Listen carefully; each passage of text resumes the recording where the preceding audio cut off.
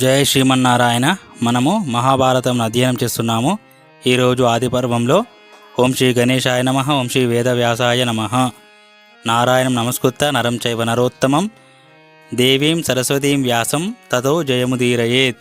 నారాయణ స్వరూపుడైన శ్రీకృష్ణునికి, నరోత్తముడైన అర్జునునికి, వారి లీలను ప్రకటించే సరస్వతీదేవికి, దానిని రచించిన వ్యాసునికి నమస్కరించి ఆసుర భావాలను తొలగించి అంతఃకరణ శుద్ధి కలిగించే మహాభారతాన్ని అధ్యయనం చేస్తున్నాము. యయాతి అడవులలో కందమూలాలు తింటూ మనస్సును వశపరుచుకొని క్రోధం మీద విజయం సాధించాడు. ప్రతిదినం దేవతలకు, పితరులకు తర్పణాలు విడుస్తూ అగ్నిహోత్ర కార్యాలు చేసేవాడు. పొలాల్లో దొరికే వరిగింజలను ఏరి తెచ్చి అతిథులకు భోజనం పెట్టి తాను యజ్ఞశేషంతో ఆకలి తీర్చుకునేవాడు. ఇలా 1000 ఏళ్ళు గడిచాయి. 30 ఏళ్ళు అతడు వాక్కును, మనస్సును ఆధీనంలో ఉంచుకొని కేవలం నీటితోనే జీవించాడు. 1 ఏడాది పాటు నిద్రపోకుండా గాలి మాత్రమే పీల్చి బ్రతికాడు. 1 ఏడాది పంచాగ్నుల మధ్యలో గడిపాడు. 6 నెలలు ఒంటి కాలి మీద నిలబడి వాయుభక్షణం చేశాడు. ముల్లోకాలలోనూ అతని కీర్తి వ్యాపించింది. శరీరం శిథిలమయ్యాక అతనికి స్వర్గం ప్రాప్తించింది. యయాతి స్వర్గం నుండి భ్రష్టుడగుట పునః స్వర్గప్రాప్తి.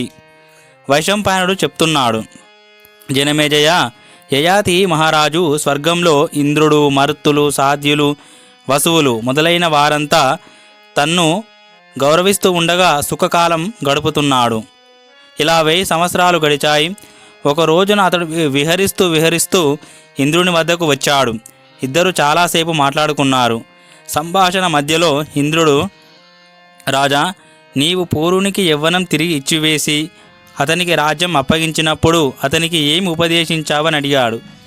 దానికి యయాతి ఇలా బదులిచ్చాడు. నాయనా, పూరు, నేను నిన్ను గంగా యమునల మధ్యనున్న దేశానికి రాజును చేస్తున్నాను. మిగిలిన సరిహద్దులలోని దేశాన్ని మీ అన్నలు పరిపాలించుకుంటారు. క్రోధ గుణం కలవారి కంటే క్షమాగుణం కలవారు, అసహిష్ణుల కంటే సహిష్ణులు ఉత్తములు, పశువుల కంటే మనుష్యులు, మూర్ఖుల కంటే పండితులు శ్రేష్ఠులు.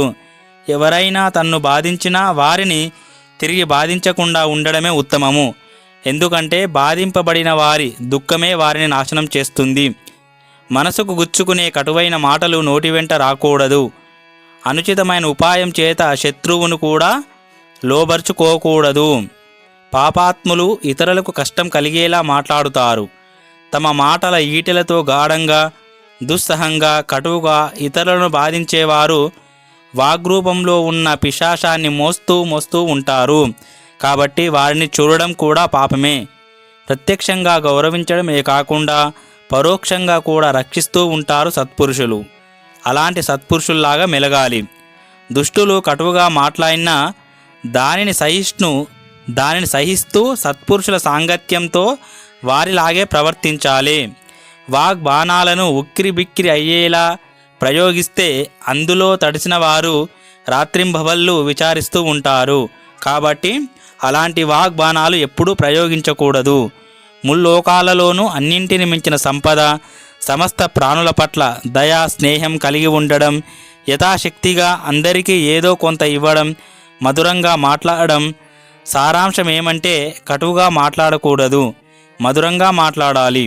ఇతరులను గౌరవించాలి, దాన ధర్మాలు చేయాలి, ఇతరుల నుండి ఏమీ ఆశించకూడదు. ఇదే సచ్చరిత్రకు మార్గం. యయాతి చెప్పిందంతా విన్నాక ఇంద్రుడు, మహారాజా, మీరు గృహస్థ ఆశ్రమాన్ని ధర్మబద్ధంగా నిర్వహించి వానప్రస్థాన్ని స్వీకరించారు. మీరు తపస్సులో ఎవరితో తులతూగలరని అడిగాడు. అప్పుడు యయాతి, దేవ, మనుష్య, గంధర్వ ఋషులలో నాతో సమానుడైన తపస్వి నాకెక్కడా కనబడలేదు అంటాడు.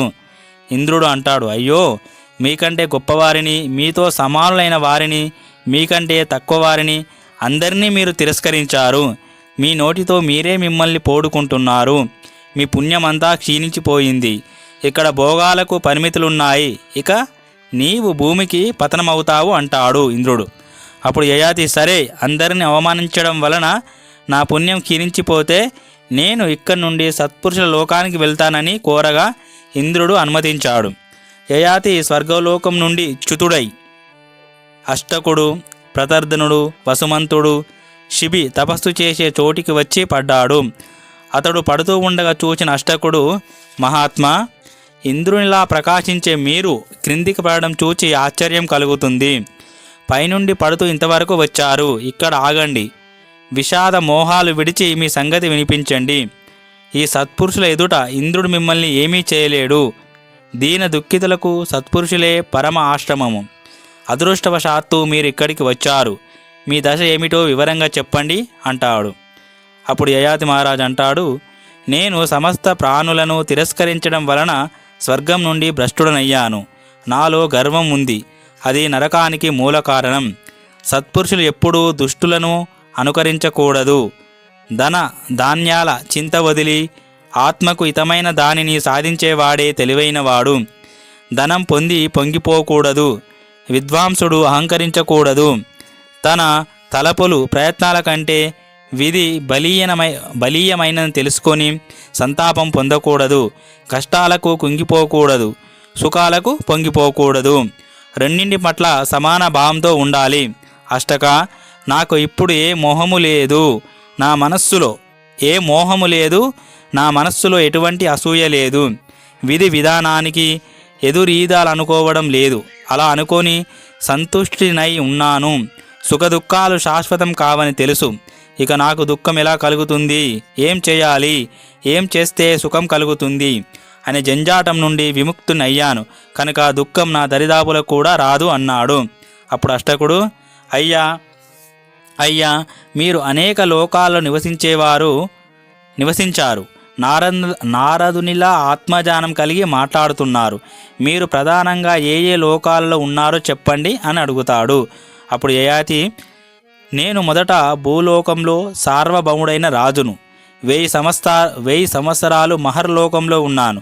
తరువాత 100 యోజనాల పొడవు అంతే వెడల్పు గల సహస్ర ద్వారాలతో కూడిన ఇంద్రనగరంలో 1000 వర్షాలు ఉన్నాను. ఆపై 1000 ఏండ్లు ప్రజాపతి లోకం వెళ్ళి అక్కడ ఉన్నాను. నందనవనంలో స్వర్గభోగాలు అనుభవిస్తూ లక్షల సంవత్సరాలు నివసించాను.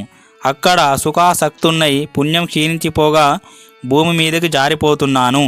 ధనం తరిగిపోయినప్పుడు బంధువర్గం ఎలా వదిలివేస్తారో పుణ్యం క్షీణించిపోతే ఇంద్రాది దేవతలు అలాగే పరిత్యజిస్తారు. అప్పుడు అష్టకుడు అంటాడు, రాజా, ఏ కర్మలను అనుష్ఠించడం ద్వారా మానవులు ఉత్తమ లోకాలు పొందుతారు? తపస్సుతోనా జ్ఞానంతోనా అని ప్రశ్నిస్తాడు. అప్పుడు యయాతి ఇలా చెప్పసాగాడు, స్వర్గానికి 7 ద్వారాలు ఉన్నాయి. అవి దానము, తపస్సు, శమము, దమము, లజ్జ, మృదుత్వము, అందరి మీద దయ అనేవి. గర్వం వలన తపస్సు క్షీణించిపోతుంది. పాండిత్య గర్వంతో పొంగిపోతూ ఇతరుల కీర్తిని నష్టపరచాలనుకునే వాడికి ఉత్తమ లోకాలు కలగవు. అతని పాండిత్యం అతనికి మోక్షాన్ని ఇవ్వజాలదు. అగ్నిహోత్రము, మౌనము, వేదాధ్యయనము, యజ్ఞము, ఈ 4 భయాన్ని పారదోలడానికి సాధనాలు. అహంకారంతో అనుచితంగా వీటిని అనుష్ఠిస్తే భయకరణాలు అవుతాయి. సమ్మానము సుఖమని, అవమానము దుఃఖమని అనుకోకూడదు. ఇటువంటి వారినే లోకంలో సత్పురుషులుగా గౌరవిస్తారు. దుష్టుల పట్ల శిష్టుల ఆలోచనలు నిరర్ధకం. నేను దానం చేస్తున్నాను, నేను యజ్ఞం చేస్తున్నాను, నేను చంపుతాను, నేను ప్రతిజ్ఞ చేస్తున్నాను, ఇలాంటి భయాన్ని కలిగించే మాటలు విడిచిపెట్టడం శ్రేయస్కరం. అప్పుడు అష్టకుడు మళ్ళీ అడుగుతాడు, బ్రహ్మచారి, గృహస్థుడు, వానప్రస్థుడు, సన్యాసి ఏ ధర్మాలను పాటించడం ద్వారా మరణాంతరం సుఖంగా ఉంటారు అని ప్రశ్నిస్తాడు. అప్పుడు యయాతి అంటాడు, బ్రహ్మచారి అయినవాడు గురువు యొక్క ఆజ్ఞానుసారంగా అధ్యయనం చేయాలి. చెప్పకుండానే గురుసేవ చేయాలి. గురువు కంటే ముందుగా మేలుకోవాలి. అతడు నిద్రించిన తర్వాత నిద్రపోవాలి. మధుర స్వభావం కలిగి ఉండాలి. ఇంద్రియాలను జయించినవాడు, ధైర్యశాలి, జాగరూకుడు, పొరపాటులు చేయనివాడుగా ఉండాలి. ఇలాంటి వాడు శీఘ్రంగా సిద్ధి పొందుతాడు. గృహస్థుడైన వాడు ధర్మానుకూలంగా ధనం సంపాదించి యజ్ఞాలు చేస్తూ అతిథులకు అన్నం పెడుతూ ఎవరైనా ఏదైనా ఇచ్చినప్పుడే తీసుకుంటూ ఉన్నప్పుడు నిజమైన గృహస్థు అనిపించుకుంటాడు. వానప్రస్థంలో ఉన్నవాడు స్వయంగా తెచ్చుకున్న ఫలమూలాలతో జీవనం సాగించాలి. పాపం చేయకూడదు. ఇతరులకు ఎంతో కొంత ఇస్తూ ఉండాలి. ఎవరికీ కష్టం కలిగించకూడదు. కొద్దిగా తింటూ నియమితమైన పనులే చేయాలి. ఇట్టివాడు శీఘ్రంగా సిద్ధిని పొందుతాడు. సన్యాసి అయినవాడు ఉపన్యాసాలు, వైద్యము, శిల్పాదులు మొదలైన ఏ కళా కౌశలంతోనూ జీవిక కొనసాగించకూడదు. సమస్త సద్గుణాలు కలిగి జితేంద్రుడై అసంగుడై ఉండాలి. ఎవరి ఇంట్లోనూ ఉండకూడదు. కొంచెంతోనే కాలం గడుపుకోవాలి. అనేక దేశాలలో ఒంటరిగా వినయంగా తిరుగుతూ ఉండాలి. అతడి నిజమైన సన్యాసి అని చెప్పాడు. ఈ రీతిగా అనేక రకాలుగా సంభాషించుకున్న తరువాత యయాతి, దేవతలు తొందర పెడుతున్నాను, నేను ఇక అడుగు మోపుతాను. ఇంద్రుని వరం వలన మీ వంటి సత్పురుషుల సాంగత్యం లభించింది అంటాడు. ఓం శాంతి శాంతి శాంతి. హరి ఓం తత్సత్. శ్రీరామకృష్ణార్పణమస్తు.